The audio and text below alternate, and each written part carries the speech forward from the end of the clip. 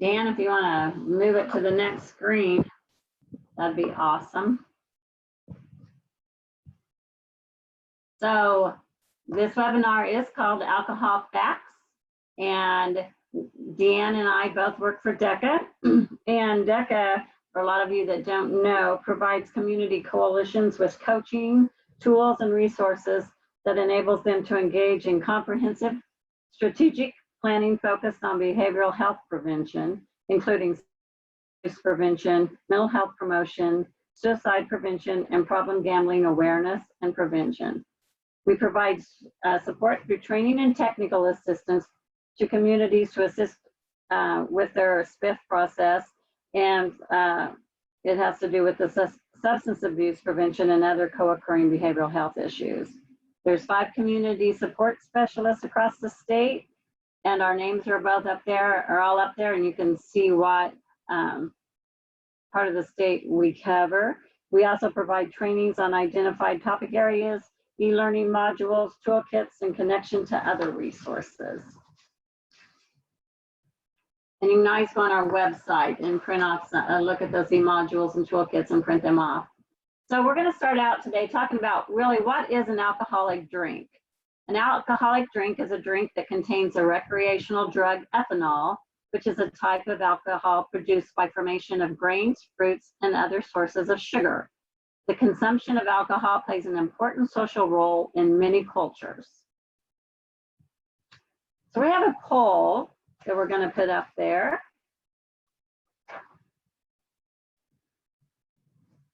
And if you could answer that,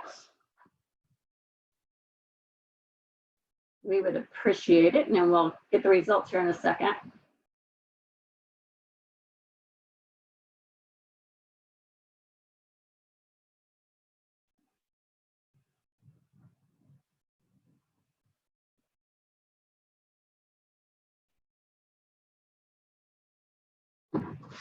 Okay, are the results in yet? Okay, Sabrina says they're still. Who does? Sabrina says, I do not see a poll, but then she could just see something else. Let's see what it says. Okay, well, it's at 85% have voted, so. Okay, she can just see the screen that says polling station. Can you see it yet?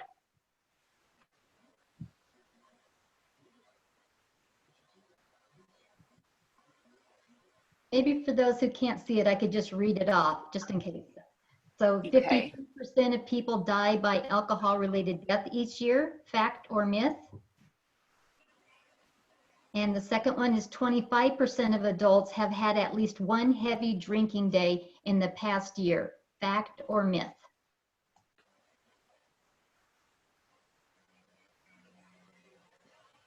Okay, so looks like the voted. Okay, so the fact number 1, 53,000 people die by alcohol-related deaths each year. 93% said fact and 7% said myth. And number 2, 25% of adults have had at least one heavy drinking day in the past year. 87% said fact and 13% said myth. And Sabrina has put in the chat fact and fact. Okay, so actually the first one is a myth. It's actually 88,000. And the first one is a fact, and 25% of adults have had at least one heavy drinking day in the past year. All right. So there have been an estimated 88,000 people. Approximately 62,000 of them were men and 26,000 women die from alcohol-related causes annually, making alcohol the 3rd leading preventable cause of death in the United States. And the National Institute on Alcohol Abuse and Alcoholism reported that as 2018, which is the most current data, 14.4 million adults ages 18 and older, and an estimated 401,000 youths ages 12 to 17 had alcohol use disorders in the United States alone. That's just in our country. So we're going to go over some quick facts about alcohol. More than 216 million Americans have tried alcohol. About 28% of all traffic fatalities include alcohol. One standard drink can stay in your system for about an hour. And the term alcoholism was first used in 1849 by the Swedish physician Magnus Huss. Next slide. Okay, binge drinking. Binge drinking is when you call 4 or more drinks for women or 5 or more drinks for men in a short period of time. Typically leads to a blood alcohol concentration that exceeds 0.8, the legal limit for driving in all states. And US adults who binge drink consume an average of about 8 drinks per binge, which can result in even higher levels of alcohol in the body. The more you drink, the greater your risk of death. So as you see on the screen, there's that solo cup, and most of the time it's red and not orange. And those lines on those solo cups, I always just thought until a few years ago that those were just lines because that's the way they put it together. But those are actually measurements for alcoholic drinks. So when you have that little bottom line, which I'm holding here, that's 1.5 ounces of liquor on the bottom line. The next line is 5 ounces of wine. So that's the second line from the bottom. And then about the third one down is 12 ounces, or the second one from the top, I guess. That's 12 ounces of beer, or 1 cup of jungle juice equals 5 or 6 shots of an alcoholic beverage. Next slide. So binge drinking typically leads to a blood alcohol concentration that exceeds the 0.08 limit that I just talked about. And US adults who binge drink consume an average of about 8 drinks per binge, which can result in even higher levels of alcohol in the body. And the more you drink, the greater your risk of death.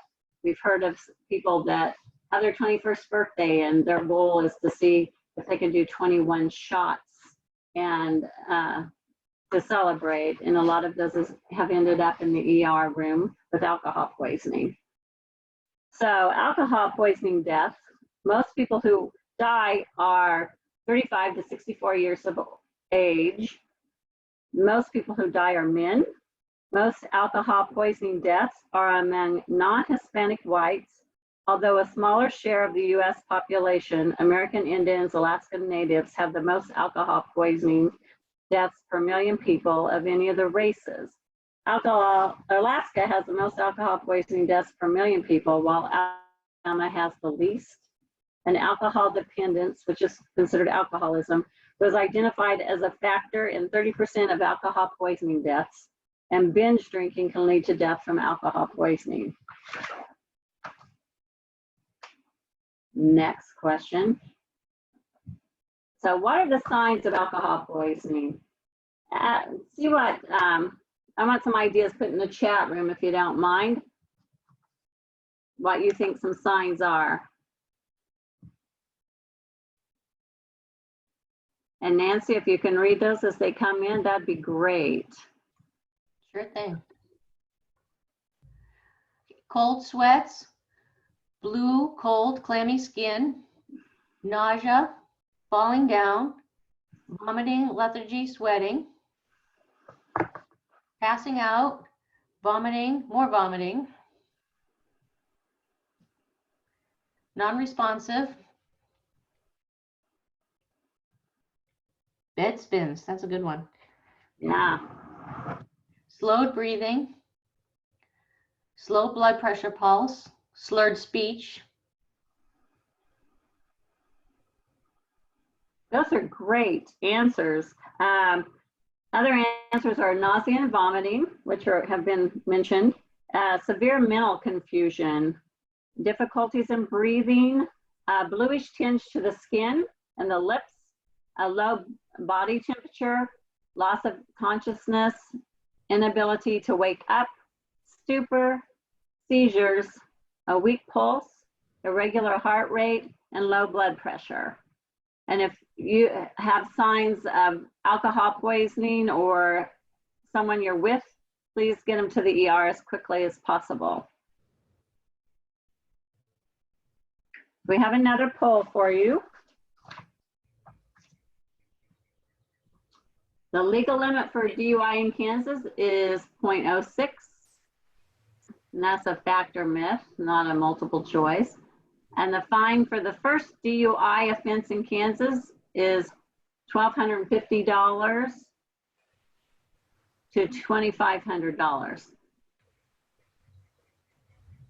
And we covered the first one a couple of slides ago.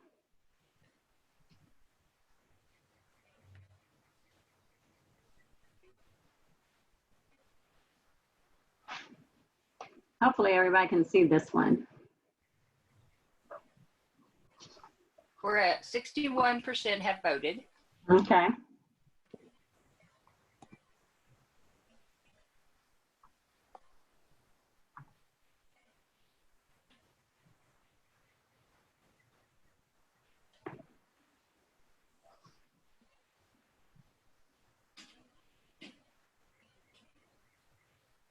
How's it looking, Dina? We're at 66%. Okay.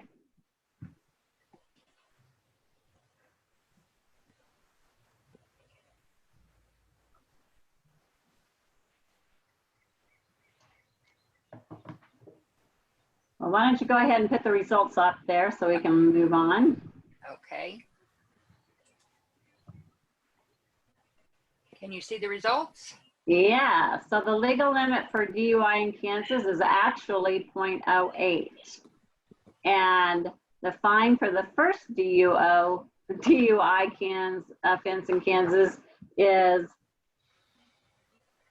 $1,250 to $2,500. So that one would be a myth, or a fact, I mean. Are we ready? Okay. So the legal cost.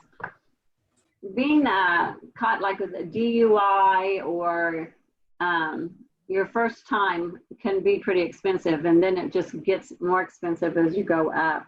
So your first conviction in Kansas, it's a jail term of a minimum of 48 consecutive hours in jail to the maximum of 6 months or 100 hours of public service, a fine of $750,000 or $1,500. Gosh, I can't talk today. Sorry, $750 to $1,000. The alcohol evaluation, which costs $150, and alcohol classes, which cost $150. Plus court costs, plus your regular driver's license is suspended for 30 days and then restricted to ignition interlock for 6 months. And if you have a CDL, that's revoked for a year. Your second offense is a jail minimum of 90 days that may be paroled to 5 consecutive days to maximum of 1 year. House arrest or work release may be granted after 48 consecutive hours of imprisonment. The fine is $1,250 to $2,500. The alcohol evaluation is $150. For the treatment, court costs, regular driver's license suspended 1 year and interlock 1 year thereafter, and your CDL is permanently revoked. Your third offense is a jail minimum of 90 days to maximum 1 year. House arrest or work release may be granted after 48 consecutive hours for a third offense. A fine of $750 minimum to $2,500 maximum. Treatment costs, regular driver's license, 1 year suspension followed by a 2-year restriction to ignition interlock. Your CDL is permanently revoked. A third time DUI is a misdemeanor if the person has not had a DUI conviction within the previous 10 years. Otherwise, it is a felony. And anything over a fourth offense, jail time can be 9 years minimum to 1 year maximum. Work release may be ordered after 72 consecutive hours of imprisonment. Post-release supervision of 1 year by Kansas Secretary of Corrections, $2,500 fine. Court costs, treatment, regular driver's license is suspended for 1 year followed by a 3-year interlock for fourth offense and your fifth offense. results in a 1-year suspension followed by 10 years of ignition interlock, and your CDL is still permanently revoked. Next slide. Treatment costs vary. It depends on if you're on what type of inpatient, if you're in a residential facility, it can cost thousands of dollars. Some people do an outpatient. It's kind of based on what kind of facility you're going to, whether it's a for-profit, a nonprofit, hospital, whether it's private practice, and who the payer is, whether it's your insurance, Medicaid, a block grant, or a private pay. There are standard rates across the board. DECA has a rate structure that's different as a nonprofit. So our usual customary fee is someone doing a 28 days residential is $7,000. Someone paying out of pockets for individual outpatient sessions is $104 an hour. But we really charge that. It depends on our client population. And you can have sliding scales based on their wages. Then Medicare reimburses $198 a day for residential and $88 an hour for outpatient individual therapy. Then the block grant reimburses $105 for $130 for women in residential, $63 an hour for outpatient. And then insurance companies typically reimburse 75%. And then some places won't accept insurance, so everything's being paid out of your pocket. So, and that a lot of times is with the for-profit facilities. Other costs of alcohol abuse is it takes a toll on your mental health. It can cause to estrangement from families and friends, go through a costly divorce, and it really causes some problems with your physical health that Deanne will go into. So as you can see, if you have any kind of an alcohol issue where you misuse the drug, then it is going to have some pretty high costs to it. So I'm going to turn it over to Deanne now so she can get into some of those other costs as far as health goes. Thanks, Joy. All right, we're going to start off with another poll. So Dina, if you please would bring up the poll. Here's 2 facts or myths. Alcohol is a significant risk factor for dementia. True or false, fact or myth? And drinking alcohol can increase the risk of breast cancer. Fact or myth? The voting has begun. All right, thanks, Dina. Once everybody takes their stab at the answer, we'll have Dina bring up the poll results, and then we'll find out some truths.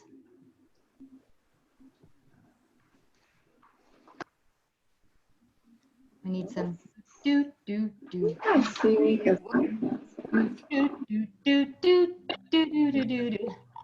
All right. Are they in yet? We are at 68%. Oh, we just went to 71%. So we're getting closer. Yes. All right. And some of them might not be able to see the poll. We're sorry if you're having technical difficulties with that, but have it in your mind. It's just a fun way to engage. Okay. We're at 78%. It's been there for a few seconds. So I'll go ahead and end the poll. All right. Thanks, Dina. And those poll results are, okay, so most of you think that alcohol is a significant risk for dementia, and most, 57-43, so kind of half and half, close to, think that it's a risk for breast cancer. So we're going to find out if you are right. I'm not going to tell you yet. All right, drinking alcohol raises the risk of some cancers, and yes, breast cancer is one of them. It also raises the risk of mouth and throat, the larynx, esophagus, colon cancer, and liver cancer. And this is according to the CDC. And there's fact sheets such as the one that I show, and a lot of other great information that you can get from these websites. I would encourage you to go there. There's printable fact sheets that you can give to people to spread that awareness and help people to understand the risks. Of course, the less that somebody drinks, the lower the risks are that they would get cancer. Kind of put it into perspective here. Alcohol is a known carcinogen, which is related to cancer causes, and similarity-wise to one bottle of wine is similar to having the same amount of carcinogens as 5 cigarettes per week of cigarettes, 5 cigarettes per week in men and 10 cigarettes per week in women. Now, it's pretty well known that cigarettes is a leading cause of cancer, but not as widely known that alcohol can be a related cancer-causing carcinogen also. Based on 2009 data, which I know is pretty old, I tried to find some good data earlier than that and just didn't come up with anything that was really substantially different. But so based on 2009 data, an estimated 3.5% of cancer deaths in the United States, which means 19,500 deaths approximately, were alcohol related, according to the National Cancer Institute. The majority of alcohol attributable female cancer deaths were from breast cancer, about 56 to 66% of them. And for men, airway and esophageal cancer deaths were most common. The daily consumption of up to just 1.5 drinks counted for 26% to 35% alcohol attributable cancer deaths. So there are many long-term risks, and alcohol is also a significant risk for dementia. So yes, those were both those facts in the poll. Long-term risks also have to do with chronic diseases such as high blood pressure, heart disease, stroke, liver disease, digestive problems. And these not only can lead to death, but also can very much reduce the quality of life for an individual. Alcohol raises the risk of cancer, which we already talked about. It also can lead to alcohol dependency, learning and memory problems, such as increasing the risk of dementia, which was the poll question, poor school performance. It also can lead to depression and anxiety. Alcohol is a mind-altering drug that acts on moods, emotions, actions, and reactions. So even though alcohol is a depressant, oftentimes it's used as that get the party started because it also has a wide variety of effects that are sought after by people. With a few drinks, people are probably more likely to be sociable, outgoing, happy, full of energy, talkative, more fun to be around, especially if that's the environment that they are consuming it in. A few more drinks though, and they may start slurring their speech, falling down, becoming more aggressive, and even more drinks may cause blackout and for them not to remember what they did or said the next day. In the brain, alcohol triggers the release of a substance, dopamine, which is a neurotransmitter that is associated with pleasure and satisfaction. Stress relief is another side effect of drinking, possibly drinking alcohol, and this is caused by an increase in the uptake of another neurotransmitter in the brain called GABA. Alcohol can also lower inhibitions and help people to loosen up, feel a little less stressed for a short amount of time. Some people use alcohol as a coping mechanism to help them forget about problems, to get through tough times, or to have fun. Hey, Deanne, we Yes. have a couple comments in the chat. Rochelle has said it also depresses inhibitions, and Michaela was curious about what about autoimmune diseases? And I'm not sure about autoimmune diseases, but I could look into that, and it wasn't mentioned in the research that I've done. I have family members with autoimmune disease, but I've never researched that correlation, so I'll look that up. By lowering inhibitions, alcohol can work to increase social behaviors, either positively or also negatively. So when people that are sad or depressed consume alcohol, they could be at a higher risk of harming themselves, even killing themselves, and sometimes causing that anger and can make them dangerous to other people as well. So with all of those problems, of course, alcohol also impacts social problems, family problems, can cause loss of productivity and unemployment. Alcohol use also has many short-term health risks. Injuries like motor vehicle crashes, falls, drownings, burns, also is related to violence, can be related to crimes, homicide, suicide, sexual assault, intimate partner violence, alcohol poisoning, which Joy talked a little bit about. That's consuming large amounts of alcohol in a short amount of time, and it causes a very high level. When there is a very high level in your body, it can cause the body to shut down critical areas of the brain that control breathing, heart rate, and even your body temperature, which can result in death. And the percentage of deaths vary by state. Kansas actually is among the second highest category in the United States for alcohol poisoning deaths. Nebraska and Missouri, some of our neighboring states, are in the lower level, but Oklahoma and Colorado, other neighboring states, are actually in a higher level. Alcohol also has an impact on reproductive health, can lead to risky sexual behaviors, unintended pregnancies, sexually transmitted disease, miscarriage, stillbirth, and of course, fetal alcohol spectrum syndrome. Of course, the more a person drinks, the greater the risk to their health, life, and possibly to the health and life of others, their loved ones and others. All right, one more poll. Dina, would you please bring up our last poll? It is launched. All right. So what do you think? Drinking isn't a problem as long as someone can hold their liquor. Fact or myth?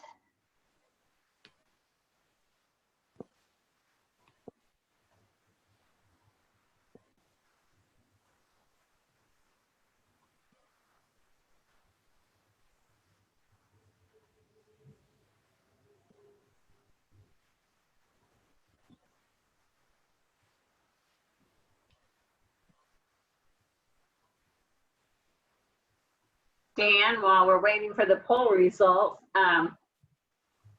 Rachel put in a link about alcohol and autoimmune deficiencies. So Awesome, thank you very much.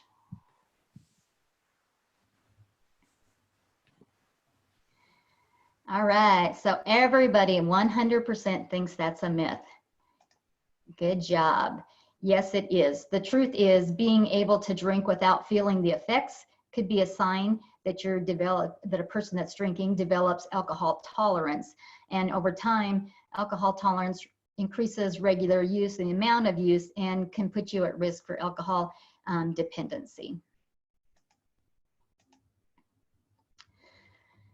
So not everyone is affected equally when it comes to alcohol. And especially teenagers have a very it can have a very damaging toll on their life. Key areas of the brain are still under construction during the adolescent years and are can be more sensitive to the toxic effects of alcohol and other drugs. So unlike adult drinkers who might start slurring their words, losing their balance, generally having that kind of woozy feeling after a few drinks, adolescents seem to have a higher tolerance for those negative immediate effects from binge drinking. They don't feel ill and nauseated as quickly, which makes it easier to consume higher amounts and enjoy some of those positive first effects. But of course, that also creates a liability for the spiral of addiction and binge use of alcohol. There's a unique feature going on in the teenager's brain that drives a lot of their behaviors. The teen brain is primed and ready for really intense, all-consuming learning, which is necessary and can be a very good thing. They become passionate about particular activities, a sport, literature. They're going to change the world. And those are all very normal and predictable part of being a teenager. But those same tendencies to explore and try new things and try on new identities may also increase the likelihood of starting on negative pathways. So because alcohol is a pretty dirty drug in that it doesn't do just one thing. It's not like an antidepressant or an anti-anxiety medicine that it binds with just one receptor and leaves all the other receptors alone. Instead, alcohol interacts with and changes the function of just about every type of chemical receptor in our brains, even at a level of just a couple of drinks. And some of these effects are significantly stronger in the adolescent brain than in the adult brain. As we all probably are aware that we have learned in the last 10, 20 years is that the brain is not fully developed until we're somewhere in 24, 25 years old. A recent study that was led by neuroscientist Susan Tappert of the University of California compared the brain scans of a teen brain who had been drinking alcohol to teens' brains who weren't drinking alcohol, don't drink alcohol. And the research team found damaged nerve tissue in the brains of the teens who drank that negatively affects attention span in boys and girls' ability to comprehend and interpret visual information. So for these girls who had been engaging in heavy drinking during adolescence, they performed more poorly on tests linked to mathematics and engineering kinds of function. But for boys, they reacted a little differently. The boys showed poor performance on tests of attention. So in other words, if they weren't able to focus on something that might be somewhat boring for a sustained amount of time. The magnitude of the difference was about 10%, which means going from an A to a B, B to a C, or possibly even passing or failing, which could lead to academic failure. Brain imaging was used to focus on the white matter or the nerve tissue of the adolescent brain, and there was significant difference in the white matter of those binge drinkers to the non-drinkers. A number of little dings appeared throughout the brain's white matter, indicating poor quality. And poor quality in the white matter means there's poor, inefficient communication between the brain cells. And there was also abnormal functioning in the hippocampus of the brain. And that's a key area for memory formation. So these young drinkers did more poorly on learning verbal material than the non-drinker counterparts did. And actually these binge drinkers that were in this research hadn't in fact engaged in a lot of binge drinking. They were drinking on average of just once or twice a month, but when they did consume, they were consuming relatively high qualities of like 4 or 5 drinks on occasion. So the one thing that remains unknown still is if that cognitive downward spiral slide in teenage drinkers is reversible. So alcohol is the most widely used substance of abuse among Americans' youth, and it does impose enormous health and safety risks. There's 4,358 deaths and 189,000 emergency room visits related to alcohol in children under 21 annually, according to the CDC. The earlier a person starts to drink, the more likely he or she is to have alcohol abuse problems later in life. You may have heard the statistics that they tell us that a teenager that begins drinking under the age of 15 is 4 or 5 times more likely to become alcohol dependent and to be also involved in other risky behaviors. And children who have one parent who struggle with alcohol use disorder have 3 to 4 times more likely risk of becoming an alcoholic themselves. Also, 3 out of 4 teens tell us that their parents are the leading cause on their decision whether to drink or not. Now, there are many factors that influence a teen's choice. Teens report that parents are the #1 influence, but there are other influences in their environment, in their different environments that they live in. The availability of alcohol, community laws and norms, family management and conflict, peers' use, favorable attitudes towards use, and their perceived perception of the risk of harm are some of the other risk factors. There are also, though, many protective factors that help reduce the risk of alcohol misuse and other risky behaviors in youth, such as opportunities and rewards, for involvement in community, school, and family activities, family attachment, healthy beliefs, clear standards, positive role models are a few. Hey, Deanne, we have a question in the chat. Yep. Are there stats on parents drinking in the home for influence? I'm sorry, say that again. Are there stats? I don't have stats for that. And I don't know what those stats are, but that's something that we could definitely research. Lifetime alcohol use varies in geographical locations too, so it kind of tells us that that environment that they're growing up in, the social norms of the community, the laws that are favorable, those type of things can really make an impact on the percentages of use. So in the state of Kansas, which that's what this map shows, the average 6th, 8th, 10th, and 12th grade students that report trying alcohol is about 34%, a little over 34%. And as you can see on the map, the counties vary on the percentage of use that students report. Now these white counties there, they did not have a good participation in the survey that was conducted, so that's what the white indicates, or could indicate. But as you can see, the darkest to the lightest show the percentage of reported use. Deanne, we have another question. Yep. Can parents be charged for youth alcohol abuse? And that can vary by state to state. And so and actually in my experience, even within the state, it can vary on the interpretations of the law and the prosecutors, the judge. So I don't think that it is very clear, cut and dry. And Joy has put up a link of alcoholism-statistics.com, so that might be helpful too. Thank you. So the one thing that this map also tells me is it shows that students' perception of use can be exaggerated. We often hear teens say, everyone's doing it, most teens my age drink, and even hear some adults and parents saying, oh, I drank when I was a kid, everybody drank, it's gonna be, you know, that's expected. When actuality, when you look at the most of these percentages, is the biggest percent of kids don't drink.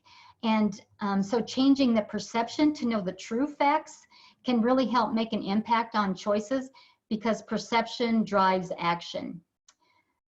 Using the data to identify the risk factors, to identify these truths of misuse that are impacting youth in your area will really assist in choosing the correct actions to be taken that will best make progress to lower those usages and those risks associated.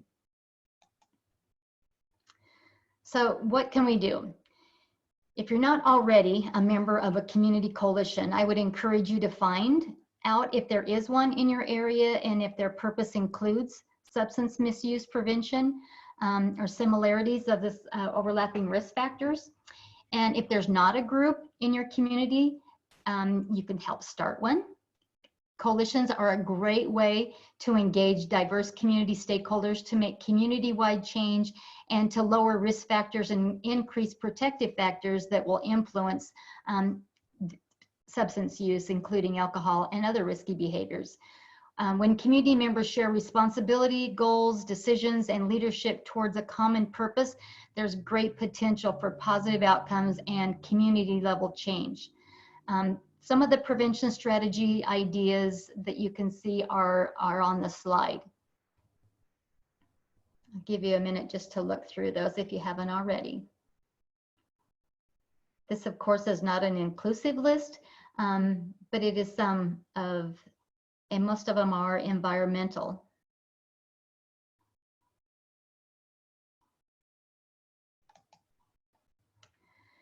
On an individual level, we can all take action to become more responsible, more educated, and to educate others about alcohol misuse and the negative impacts that it can make on our lives. If each one of us took our own responsibility and shared that responsibility with the peers that we're around, that can make a huge difference. Adult use impacts youth use. community norms, attitudes, perceptions in a community concerning alcohol use impacts the acceptability and the perception of the youth and their use. Excessive alcohol use includes, as you can see on the screen, binge drinking, heavy drinking, which they're calling, this is from the CDC, women 8 or more drinks per week. That's not at a time, but just throughout a week. So that could be one glass of wine a day, pretty much. Heavy drinking for men, 15 or more drinks per week. Any alcohol used by a pregnant woman, and any alcohol use of an individual under 21 years of age. Alcohol use disorder also has a genetic component. Individuals that may have a genetic predisposition for alcoholism should take this into consideration and be aware of their heightened risks of alcohol use. Genetics are up to 50% responsible for the development of alcohol dependency. So that fact needs to be known. Deanne, there's another question in the chat. Curious to know the effect of COVID on alcohol abuse. Any information available on this? You know, and I don't know if they've had the ability to actually collect good data on it, but the information that I have read and that I've seen that indicates that alcohol use has increased. And some people at home, there had been concerns about that, concerns of leading to domestic violence, children that are home with their families. It's definitely a heightened concern, but I don't know if there's any data that's really collected to show the facts of how much. So this is a fact sheet that you can find on the CDC website, and this could be printed out and dispersed, made available, handed out. Has really some good information on it. Moderation. If people choose to drink, even for them to know what is drinking in moderation. For women, it's up to 1 drink a day. But again, like it said, heavy drinking. If they did that every day for a week, that's heavy drinking. Rule of thumb that I try to impress on people is 1 drink in at a setting, never drinking more than 1 drink, and not drinking more than 2 or 3 times a week, at least. And for some people, that even might be, too much. So and we have a link in the chat on the alcohol use increase during COVID. Yeah, and I have read some of those, but I don't know. I mean, that's a great one. And I don't know if we, like I said, we really have been able to collect facts, but yeah, definitely awareness. And thank you for putting that in. All right, we kind of had questions along the way. So any other questions or anybody else? There is a wealth of expertise probably on the line and in the participants. So anything else that anybody else would like to share, we would love to hear from you.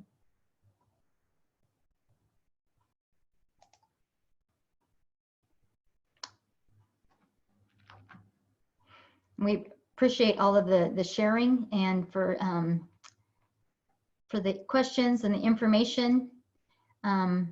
There is so much more that can be covered with alcohol or any substances for that matter. We have a question in the chat.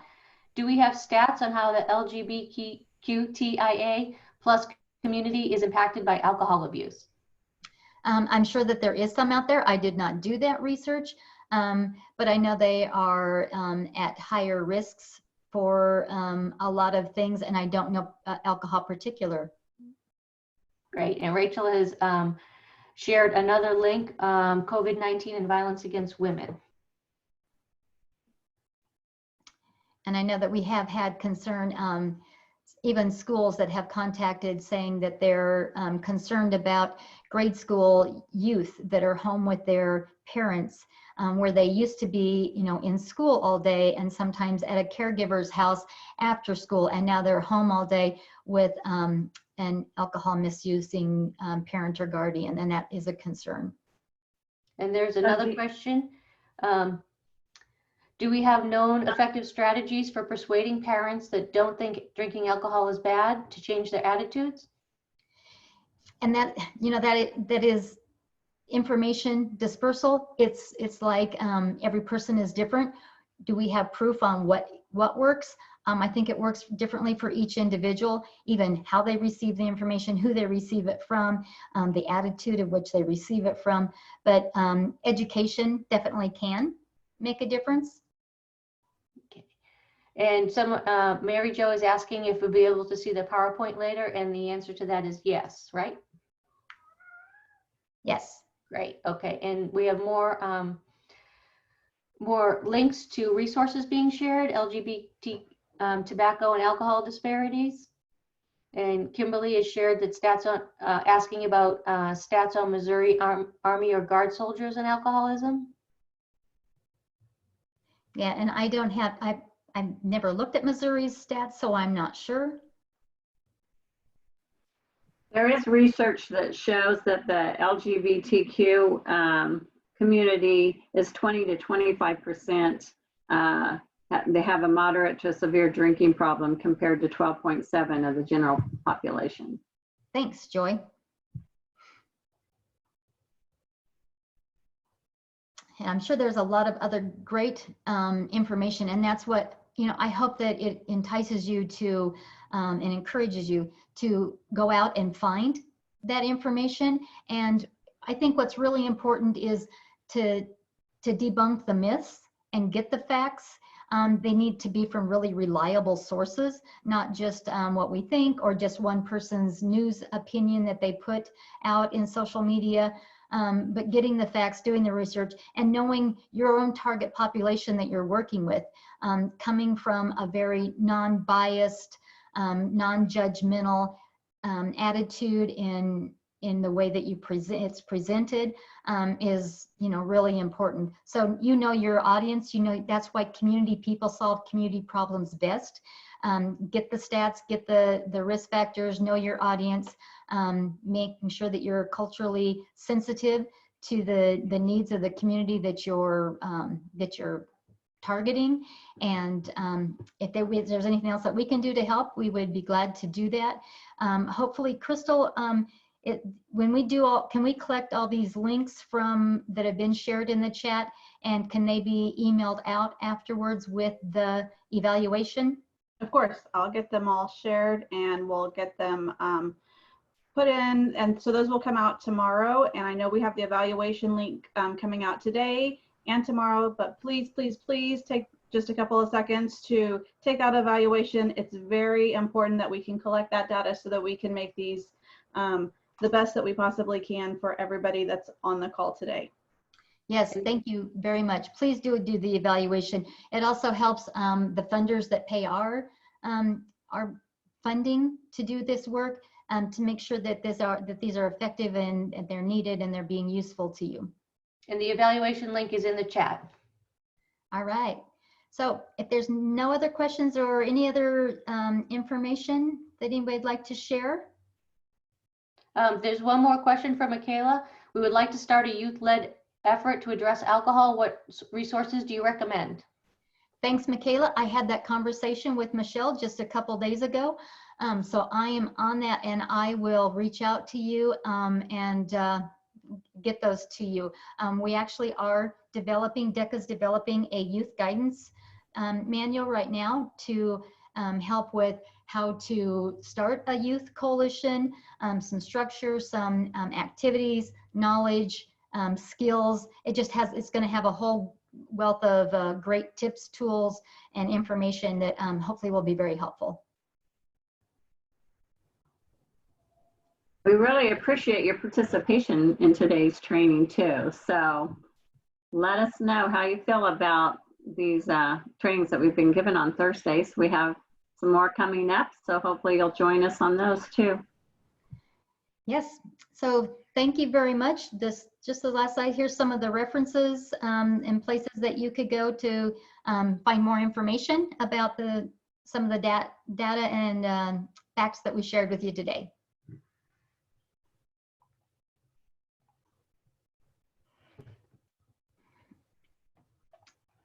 All right, thank you all.